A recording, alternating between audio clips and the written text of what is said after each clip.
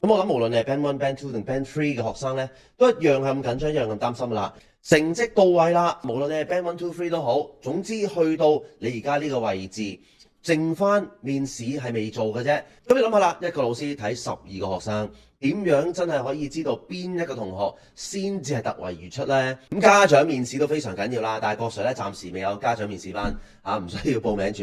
但係咧有問題咧，即係呢個 QR code 咧係可以幫到大家手啫。你個分數有4個 A 又好，乜嘢都好啦，講咗10萬幾次，名次先係最緊要。你排第幾就已經決定咗㗎啦。個 rank order 落到嚟就知道你呢個第一係有冇水分啊？究竟係真材實料、實力嘅表現，還是係因為對手嘅關係令到你咧喺個名次上面咧即係有所得益？大家好，我係郭 Sir。拍片嘅呢一日咧，應該係26年嘅1月13號啊。咁今日咧星期二啦，咁啊時間咧尚餘3日啊，距離你哋自行選校階段報名嘅日子截止日期咧，應該仲有3日啫。咁究竟大家仲有啲咩諗？仲有啲咩嘅原因令到大家仲未去交表，仲未去做一個決定呢？咁我諗無論你係 Band One、Band Two 定 Band Three 嘅學生呢，都一樣係咁緊張，一樣咁擔心噶啦。第一，可能大家會覺得，如果我有報呢一間學校，隔離嘅同學報另一間，佢入到我入唔到，咁點算好呢？又或者啦，會唔會揀咗一間唔啱心水？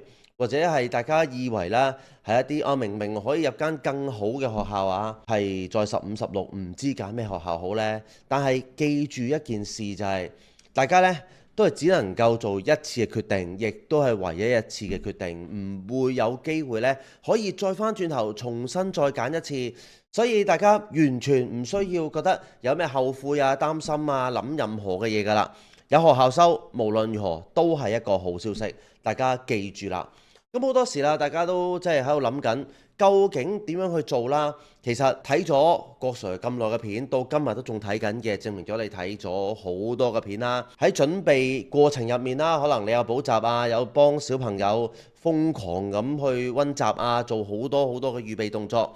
成績到位啦，無論你係 Band One、Two、Three 都好，總之去到你而家呢個位置，剩翻面試係未做嘅啫。咁究竟面試有咩特別呢？啱啱過去一個 weekend 啦，週末咧，即係間直資嘅學校咧進行一個面試啊嘛。埋台12位同學一次過坐晒喺度，好似去飲咁啊。中間就坐一個老師啦，就睇住嗰12個同學喺度大家討論啊、講嘢啊，做好多唔同嘅嘢。咁你諗下啦，一個老師睇12個學生，點樣真係可以知道邊一個同學先至係突圍而出呢？咁冇理由真係返屋企重新再睇錄影睇重播啊！一日如果有幾百個學生、成千個學生，咁咪有排睇。咁總唔會啦，應該喺嗰10分鐘多啲嘅時間啦，就已經決定咗究竟邊位同學係啱佢哋心水，符合到或者啦可以俾到一個高啲嘅分數，令佢哋呢增加咗獲取錄嘅機會㗎啦。當然喺呢一個階段入面，第一啦就係要有出聲先啦，唔出聲或者唔夠聲嘅人就應該會落空啦。咁因為佢哋仲有 second in，仲有 third in 㗎嘛。咁啊記得咯，第3次嘅面試呢，佢哋啊呢間學校呢，如果知嘅話，可以喺下面留言區話俾郭 Sir 知。咁啊見家長嘅。咁家長面試都非常緊要啦，但係郭 Sir 咧暫時未有家長面試班嚇，唔需要報名住。但係咧有問題咧，即係呢個 QR code 咧係可以幫到大家手啫。同埋記得啦，提大家 subscribe 我哋 YouTube channel 啊，任何嘅事情一有新資訊即刻通知你㗎啦。所以你個分數有4個 A 又好，乜嘢都好啦，講咗10萬幾次。名次先係最緊要，你排第幾就已經決定咗㗎啦。喂，我冇得填俾學校睇，我個名次係幾多？會唔會即係學校唔知㗎？梗係唔會啦，佢有你個 RO 㗎嘛，係咪？你個 rank order 佢一定會知道㗎。點樣報先好呢？你唔寫都冇問題㗎。就算你寫你話你係考第一都好啦，最後嘅結果當然啦，成績表會決定啦。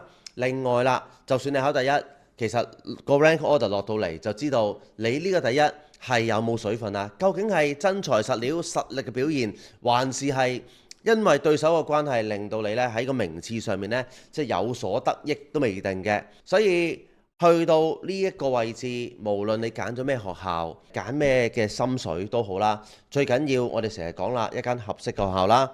另一樣嘢有啲乜嘢係緊要嘅呢？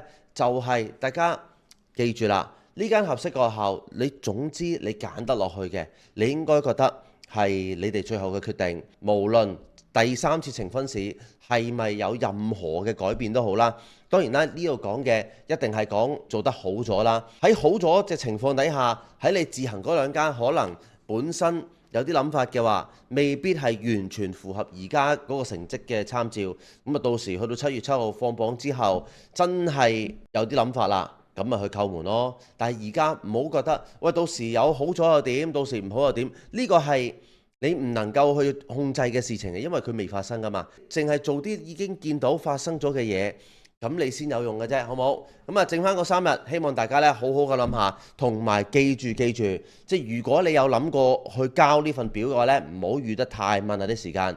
嗱，有啲人咧係真係諗住自行選學階段咧，我唔諗住去揀學校噶啦，因為咧其實我再有啲諗法係即係差唔多必入咁滯噶啦。當然呢個尊重你嘅決定啦，但係暫時嚟講啦，除咗咧有啲家長咧真係非常之大頭蝦，唔記得咗交表之外咧，暫時我未聽過有人咧自行選學階段係唔報名嘅。咁所以記得大家把握時間，把握機會。咁啊有問題揾個 Sir 了解多啲，好冇？今日分享去呢度啦，希望呢下次可以又幫到大家手。記住，大家一直留意住我哋一齊嘅分享，希望呢大家都有啲得益。下次再見，拜拜。